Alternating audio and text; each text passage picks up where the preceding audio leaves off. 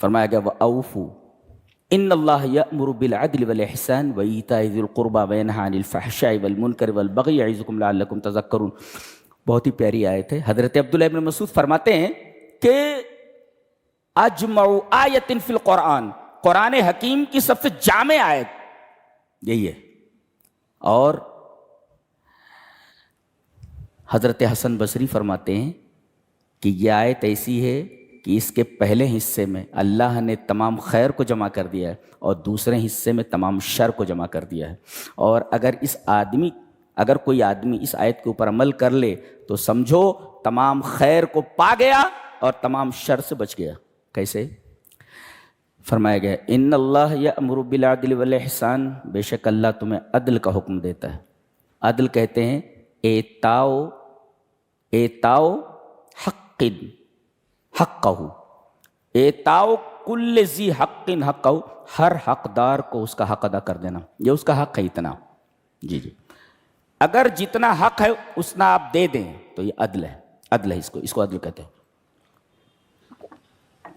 اور اگر حق اتنا ہی ہے ساتھ میں یہ بھی دے دیں تو یہ احسان ہے. ترتیب دیکھیں، یہ دینا واجب ہے اس لیے کہ یہ حق ہے، جو حق دینا واجب ہے، اور یہ مستحب ہے. تو واجب کا درجہ پہلے ہے، مستحب کا بعد میں. دیکھیے واجب کا پہلے ذکر کیا گیا، ان اللہ یامر بالعدل، اللہ عدل کا حکم دیتا. عدل واجب ہے لہذا واجب پہلے دو. والاحسان، اور احسان کا مطلب کیا ہوتا ہے؟ ایتاء فوق حق ہی، حق سے زائد دے دینا. تو مستحب ہے، آپ دیں یا نہ دیں اچھا ہے وہ. یہ ہوا، پہلے واجب پورا کریں وہ بھی کریں اور احسان کریں، حق سے زیادہ دے دیں ایک. اور ان دونوں کا پہلا محل کون سا ہے؟ کہاں دینا؟ یہ دونوں چیزیں واجب یعنی عدل کس کے ساتھ کرنا اور احسان کس کے ساتھ کرنا؟ بولے رشتہ داروں کے اوپر، جو تمہارے قریبی رشتہ دار ہیں. یہ ترتیب دیکھو کتنی خوبصورت ہے کہ یہ واجب ہے عدل اور احسان مندوب ہے، اور ایتاء ذی القربی ان دونوں کا پہلا محل ہے. آپ واجب پورا کرو اور اسی طریقے سے احسان کرو جو آپ کے قریبی رشتہ دار ہیں. یہ ہوا. یہ تین چیزیں ہیں اللہ حکم دیتا ہے کہ آپ عدل کریں، احسان کریں اور رشتہ داروں کا خیال رکھیں، ان کو دیں. اور تین چیزوں سے منع کرتا ہے، فحشا سے، منکر سے اور بغی سے. ان تینوں کو مطلب سمجھیں. فحشا کہتے ہیں کہ ایسا برا فعل جس کو آدمی کرے مگر ظاہر کرنا پسند نہ کرے، جیسے زنا ہے، عام طور پر تھوڑی ایسے سامنے کرے گا کوئی، جی جی جی، اس کو فحشا کہتے ہیں.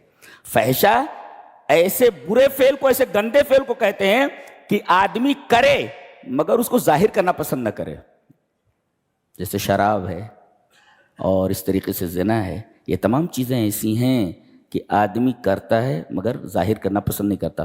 یہ تو ہے فحشا. اور منکر کس کو کہتے ہیں؟ ایسا گندا کام جو آدمی ظاہر کر دے. جیسے لوگ بیٹھے ہوئے کوئی کھڑا ہو کر ننگا ہو جائے تو ننگا ہو، اس کو لوگ ناپسند کرتے ہیں، اس کو منکر کہتے ہیں. کہ آدمی کوئی گندا کام کرے اور اس کا اظہار بھی کر دے، جیسے گندا کام، ننگا ہو جائے کسی کے سامنے ایسا. وہ گاڑیوں میں ہوتا ہے ایسا، وہ پیسے نہیں دیتے تو جو مخنث ہوتے ہیں نا، دے دے پیسہ ورنہ ننگا ہو جاؤں گا، تو ایسا ہوتا ہے. ان اللہ یامر بالعدل والاحسان وایتاء ذی القربی وینہی عن الفحشاء والمنکر. منکر، فحشا کا مطلب سمجھ میں آیا؟ آدمی کرتا ہے، گندا کام ہوتا ہے مگر اس کو ظاہر کرنا پسند نہیں کرتا، یہ فحشا ہے. اور منکر برا ہوتا ہے، وہ کبھی فعل ہوتا ہے لیکن اس کو ظاہر بھی کر دیتا ہے، وہ جیسے سب کے سامنے ننگا ہو جانا جی. اور تیسرے والبغی، بغی کا تعلق ہوتا ہے دوسرے کے اوپر ظلم کرنا. دوسرے کے اوپر بغی کا تعلق دوسرے سے ہے. الاستطال علی الناس، لوگوں کے اوپر ظلم کرنا. اس ظلم کی بہت ساری قسمیں ہو سکتی ہیں.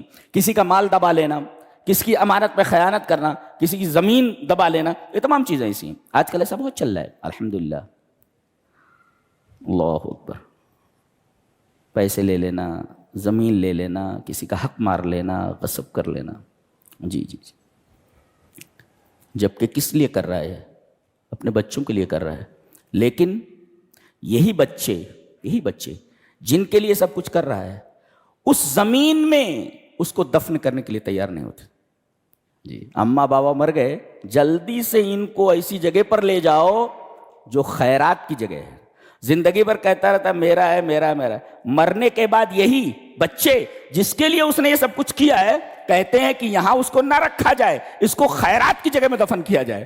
کہے گا تیرا ہے بھی, تیرا کہے گا اللہ.